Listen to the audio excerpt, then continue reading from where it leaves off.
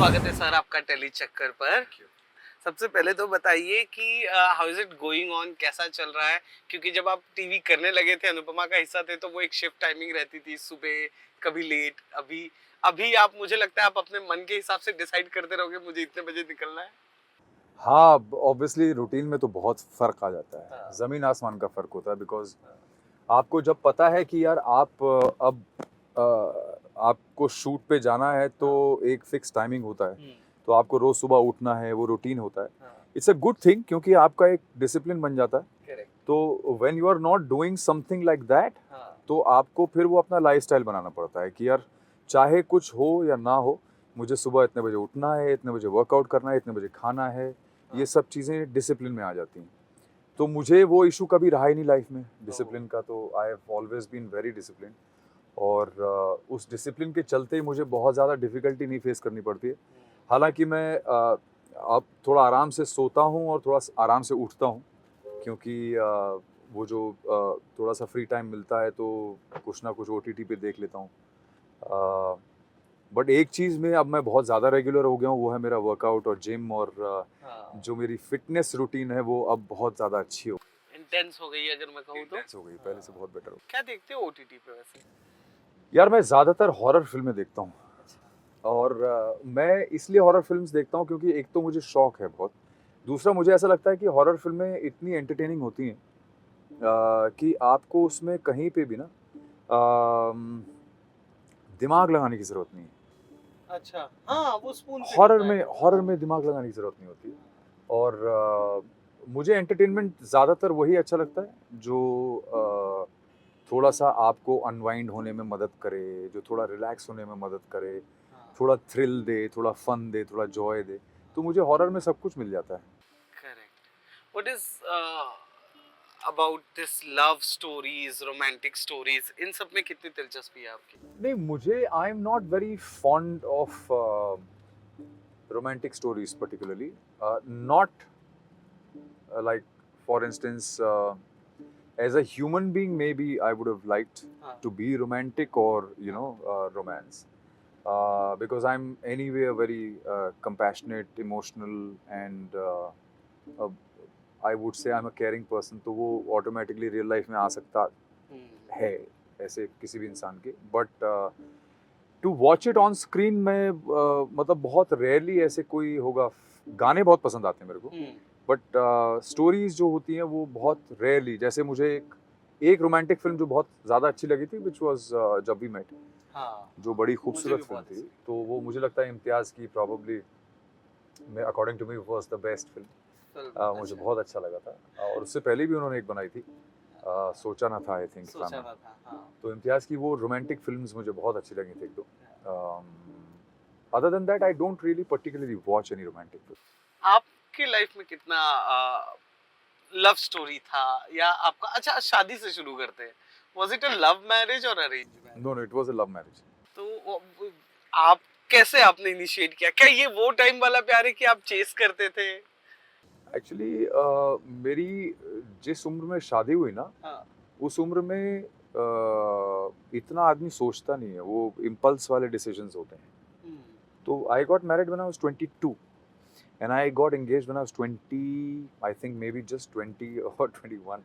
क्या बात कर रहे हो हाँ, sir? so it happened very early in my life, and I think that is the age when, yeah, and plus I was independent, I was working, I was already modeling in Delhi and all of that. So it wasn't like I was living with my parents कि मुझे कोई ऐसा challenge face करना पड़ता जहाँ पे मेरे माँ बाप बोलते अगर तूने ये शादी की तो ये हो जाएगा वो हो जाएगा। ऐसा कुछ हुआ ही नहीं। कुछ भी नहीं था। तो मैंने अपना डिसीजन लिया, मम्मी पापा को बताया, they had no choice but to agree and that's it. तो शादी नो कर ली। Choice but to agree.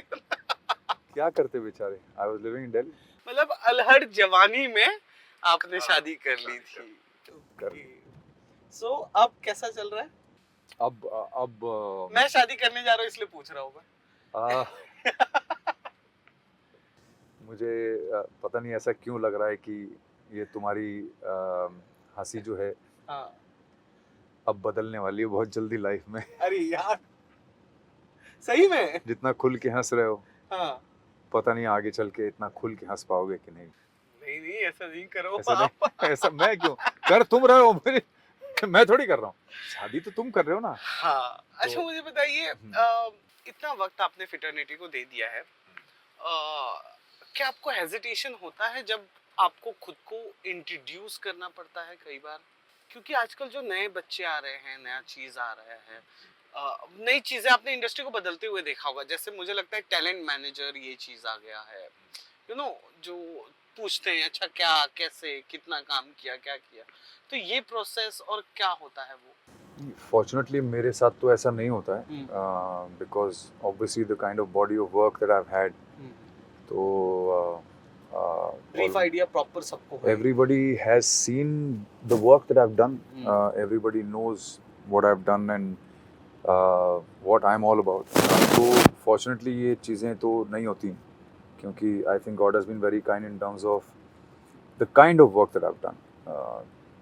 You know, having been one of the top models in the beginning of my career, and people who are now at the helm of affairs here have seen me as a top model that time, and then people have seen me act in so many things. People have seen Band of Boys, all those things.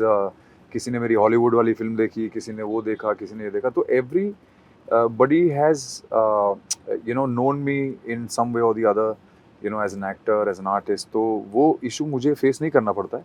हाँ, एक चीज़ है कि मेरे stature के actors जो हैं पहले बहुत हेजिटेट करते थे ऑडिशंस के लिए जाने में, बट आज की डेट में it is become sort of मतलब वो मैंडेटरी है कि आपको ऑडिशंस के लिए जाना ही पड़ता है if you want to play roles in yeah, so you have to, everybody likes to see auditions, and it's how Hollywood also functions. The biggest of stars there also go and audition for their characters because that is how it is. You have to if I have played a cop in one film and the next film they want to see me as a Fauji or as an army person or as an army officer. तो army में जो subordinates होते हैं, जो officers होते हैं, उनकी भी बॉडी लैंग्वेज में थोड़ा फ़र्क होता है. तो every character has a different nuance. तो अगर मुझे ऑडिशन कैरेक्टर प्ले करना तो मुझे ऑडिशन करना पड़ेगा उसके हिसाब से.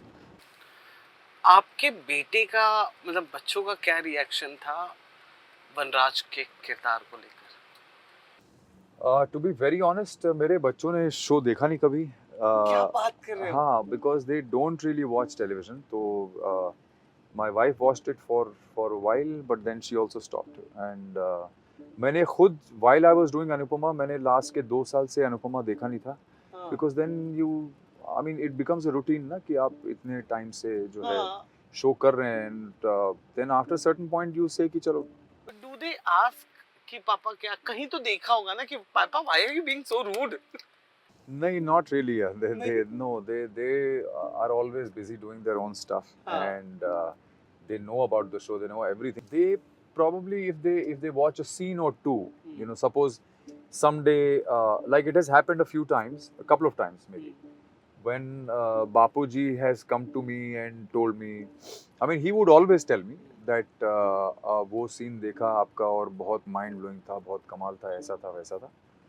And वो इतनी बार उनकी so aunty also, Jayashree aunty is wife, real life wife, वो भी मुझे मैसेज करती थी. तो मुझे ऐसा लगता था कि यार इतना ज़्यादा ये लोग ओवरवेल्म हो रहे हैं तो कुछ तो अच्छा लगा हुआ सीन में. तो मैं कभी कभार ना वो कुछ दिन बाद या कभी जब टाइम मिलता था तो मैं वो सीन पर्टिकुलरली देखता था. And sometimes I would say Nirvaan, why don't you also come and watch it and tell me. So that is how I've seen it. Otherwise, on a regular basis. कभी इतना वक्त दे दिया है, कभी कोई कंट्रोवर्सी में फंसे हो, कभी कुछ हुआ है? जितना मैं जानता हूँ वो तो कुछ भी नहीं है, पर कुछ ऐसा जो यार ये क्या हो गया, ऐसा वाला चीज? नहीं, कंट्रोवर्सी तो ऐसी मेरे जीवन में कुछ हुई नहीं, ना मैंने होने दी कभी. वो तो होने तो नहीं दोगे. हाँ. बट कि इसलिए मैंने कहा बिकॉज और मुझे ऐसा लगता है कि कभी ऐसा महाकाल की कृपा से कोई ऐसी किसी ऐसे स्पेस में मैं रहा नहीं हूँ. करेक्ट. मैं ये बोलने जा रहा था कि you have chosen a proper things and आपने वो प्रॉपर रखा हुआ है. मैंने हमेशा अपना स्पेस बहुत पॉजिटिव रखा और मुझे जब भी कोई ऐसे मुझे लगा कि मुझे ये दायरा सही नहीं लग रहा है या मुझे महसूस होता है कि ये दायरा गलत है, तो मैं अपने आप ही एग्जिट कर जाता हूँ वो space. I don't like to exist in any space that is even slightly negative. तो मुझे लगता है कि इसीलिए शायद कंट्रोवर्सीज कभी लाइफ में ऐसी हुई नहीं कि मुझे लगे कि यार ये क्या है, तब you तो know. अच्छा है. हाँ, because you know it takes a long time. It has taken me a long time in this industry to sort of. I mean, I had millions of shortcuts that I could have taken through my career, you know, हाँ, and correct. done things that you know, but I never sort of agreed to those ways of doing things in life, right? And I don't have to specify what were the ways, but I'm just saying that you know everybody has a choice of Choice. कि boss ये रास्ता लें या ये रास्ता लें, हाँ. and you choose Hmm. whatever you feel is good for you. Hmm. I always felt that the slower, the steadier path was always better for me because that gave me more peace. And even though the steps to success are slower, but they are far more steadier, they are far more peaceful, and at least you can look yourself in the mirror and say that you never bowed down. अच्छा, अगर ये कर लें बात, कई बार ऐसा हो जाता है कि एक्टर्स हैं, एक्टर्स के लाइफ में rejection is a very big thing, मतलब होता ही है, बहुत कॉमन भी है, बिग भी है. पर कभी कोई ऐसा सिली रिजेक्शन की यार you are too fit for this, यार you are too young for this, कोई टीवी पर ऐसा कोई शो कि बहुत सिली सा रीजन दे दिया कि भाई देखो नहीं काम करवाना है मत करवा, ये नहीं बोल, ऐसा कुछ हुआ है? नहीं तो टेलीविजन तो खैर मेरा एक ही डेली शो मेरी जिंदगी का था जो मैंने कर लिया 4 साल में. तो हाँ. टेलीविजन पे इतना नहीं हुआ, बट अदरवाइज हुआ. अभी रिसेंटली हुआ था एक बहुत बड़ी फिल्म जो अभी रिलीज हुई है उसके लिए ही हुआ था. कौन सी फिल्म थी वो? भूल भुलैया. अच्छा, ये वाली 3, ओके. तो उसके लिए अनीस भाई, क्योंकि मेरे मित्र हैं अनीस भाई, हाँ. हम लोगों ने सिंग इज किंग साथ में की है. हाँ. और बहुत अच्छा उनसे मेरा इक्वेशन और रिलेशनशिप बहुत अच्छा है. हाँ. तो इस साथ ये बातचीत करके I really want to ask on this, क्योंकि मैंने वो बातें की जो शायद मैं सिटअप में नहीं कर पाता, ये चीज़ है. तो मुझे ऐसा लगता है Mukesh, you are one of the most, I mean you look like a very naughty boy. You look like someone who's very non-serious, but I've always realized one thing, that your questions and your thoughts behind those questions have always been very relevant, very pivotal, and I think it is very, very nice talking to you always, because it gets some good information out of me, which may help a lot of people, who are watching me. Hi guys, मैं हूँ सुधांशु पांडे और आप लोग मुझे देख रहे हैं tele चक्कर पे. और मैं आपको एक बात बता दूँ, टेली चक्कर is one of my most favorite channels, and obviously talking to Mukesh has always been very, very, very interesting. और आज भी मुझे बहुत मज़ा आया. आज तो हम लोग गाड़ी में घूम रहे हैं दोनों. तो और अभी मुझे ये भी पता चला कि मुकेश की शादी होने वाली है. तो मैं देख रहा हूँ, अब मैं कैमरे पे बोल रहा हूँ कि अगर इसने मुझे इनवाइट नहीं किया मैं इससे बात नहीं करूँगा. You are invited. Thank you so much.